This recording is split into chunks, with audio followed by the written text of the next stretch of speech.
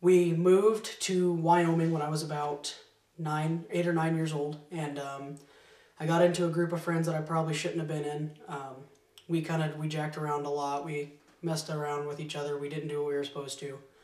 And around my freshman year in high school, I got into pornography.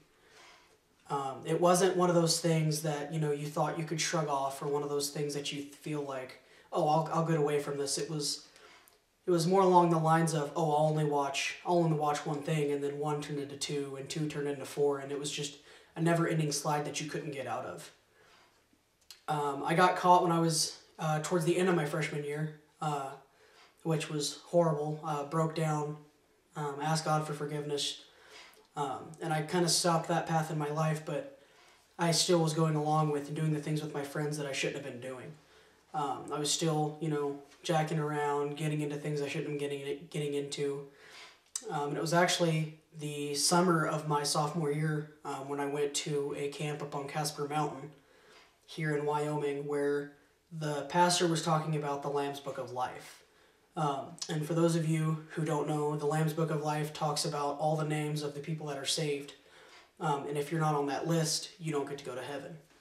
And that just it hit me really hard. I kind of sat there for a minute and ended up breaking down into tears right where I was sitting in the chapel. And I asked God to forgive me for everything I'd done.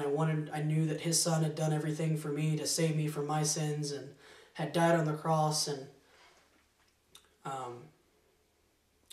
that He could forgive me for what I've done.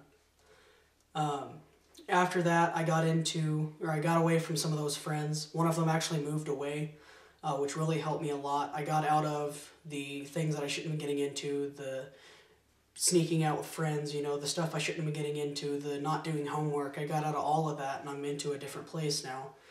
I'm actually getting more involved in the church that we have here. Just this sharing my testimony is a totally different thing for me. I haven't really stood up in front of a camera and done this before. This is one of those things that I had to pray about and say, you know what, I'm going to need your help with this. And to me, it says something a lot when you say, like, I need your help with this, God. I can't do this on my own, and you hear a voice in your head that says it's okay. For those of you who are struggling with a pornography addiction, or you're struggling with things that you shouldn't be getting into, whether it's sex, drugs, sneaking out with your friends, anything, and if you feel like there's not a way out, there is a way out. I felt that same way. I felt like there wasn't a way out. I felt like I was trapped, but I can tell you and I can promise you that there is a way out. All you have to do is come to God and say, I'm sorry. I can't do this on my own, and I need your help to get out of it. And He will come, and He will actually help you with what you need to get done. My name's Colton, and I am new.